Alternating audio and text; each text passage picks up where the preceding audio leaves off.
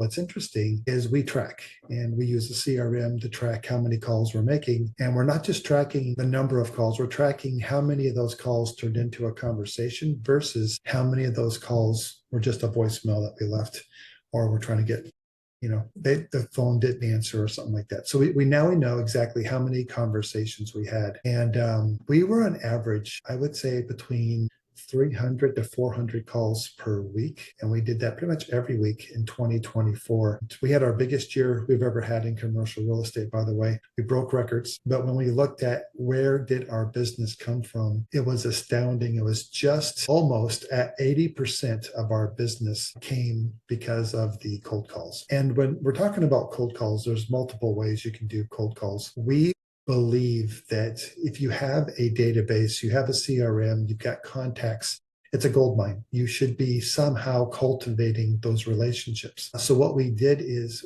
some of these people, we were trying to figure out, were they building owners? And we have an entire script that we put together, and it's inside of our free school community. And that script was trying to ask questions to verify, did the person own the building? Would they be open to working with us in any other capacity? The other calls we were making were to our past clients that we've worked with, both landlords and tenants, and just checking in, finding out if they needed to go somewhere, if they needed to do something. We also get a lot of leads. We use a software called CRE. We have a pro account. And so anytime anybody is touching any of our properties that we have inside there, we're a landlord brokers. We have last year, we were up to about 46 listings. So the goal was anybody who was touching our properties, our goal was to reach out to them and then just find out for sure, what are they looking for? What do they need? What specifically, is on their agenda to try and purchase, or do they need help leasing?